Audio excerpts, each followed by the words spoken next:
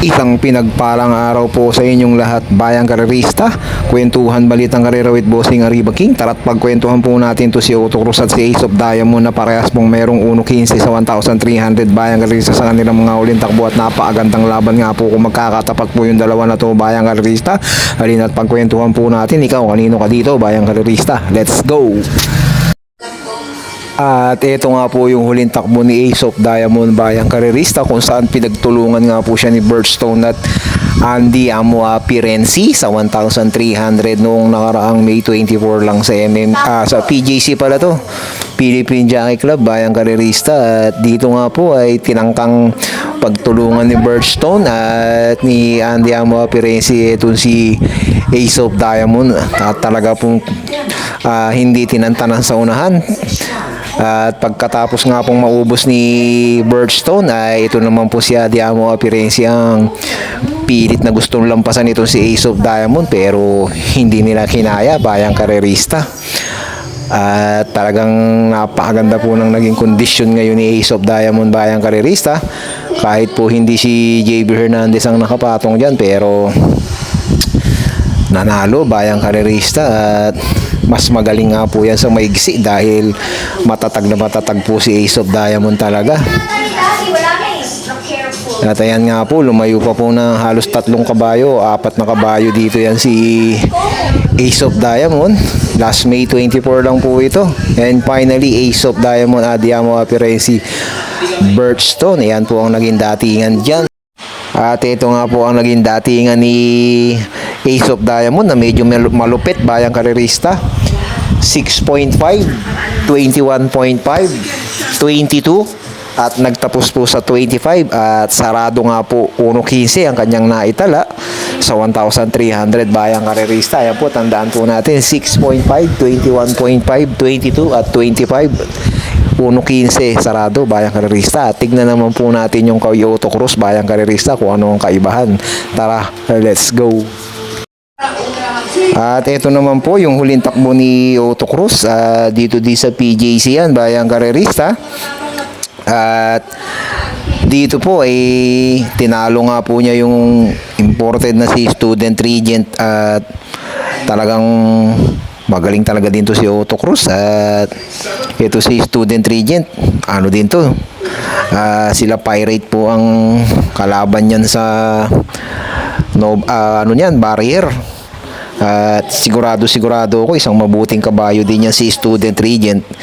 Kaya isang impresibong panalo din po itong ipinakita ni Otto Cruz nung nakaraang laban nila ni Student Regent. At halos hindi nga po sila naglalayo ni Ace of Diamond ng naging datingan bayang karerista. Kaya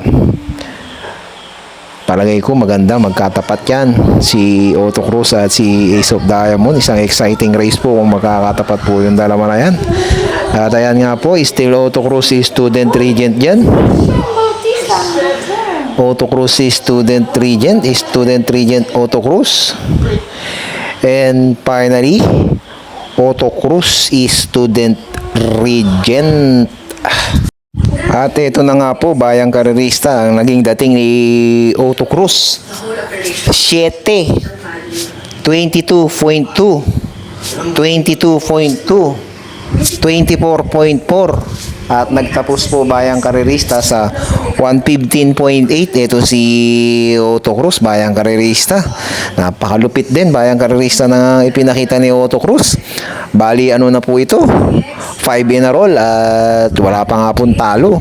5 sunod na panalo na po ito si Otto Cruz. At sino nga kayang magbibigay sa kanya ng unang talo bayang karerista?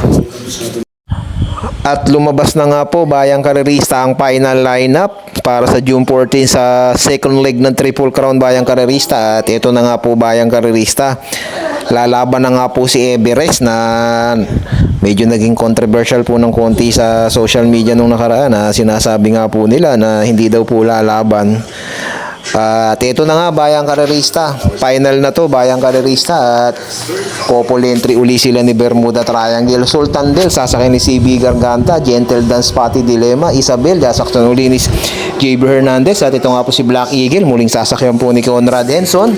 Bermuda Triangle, JME Storky ulit. At ito na nga po si Everest na na-scratch po nung nakaraan. Ay sasakyan nga po ni El Supremo John Alvin Gose. At sa pagkakataon pong ito, Bayang Karerista, nadagdagan po yung distansya. Mas malayo po ng 150 meters. Yung nakaraan kasi 1650, ngayon 1,800 meters.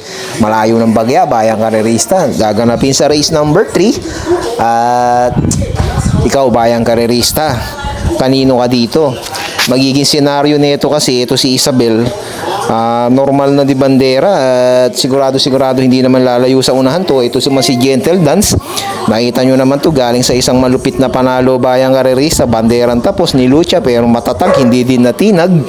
At ito naman si Black Eagle, sabi nila medyo may diferensya daw ng bagya, pero baka daw bumawi din ngayon. At ito nga po si Bermuda Triangle, Bayang Karerista, ay medyo na-atrasado din po nung nakaraan. At sa pagkakataong ito, tatakbo na nga po yung kanyang kakampi, si Puti Everest, Bayang Karerista. Maraming mga usap-usapan sa social media na ito daw anong tatalo kay Isabel, si Everest at si Bermuda Triangle. Abangan po natin to, Bayang Karerista, yung laban na to sa June 14, linggo, race 3. At medyo mahirap ang lineup, Bayang Karerista, sa araw ng linggo at sa araw ng Sabado. Mukhang ayaw talagang patamahin ng Bayang Karerista. Napakakapal po ng lineup, Bayang Karerista, at mukhang talagang kailangan natin pagbutihin, Bayang Karerista.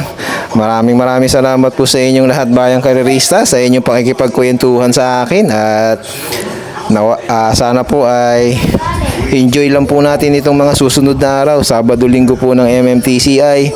Bagamat lagi pundihado ang nananalo, natalo po yung mga Yamado. Good vibes lang po tayo palagi, huwag po tayong magpapa-apekto dyan. At enjoy lang po natin yung ating pangangarera.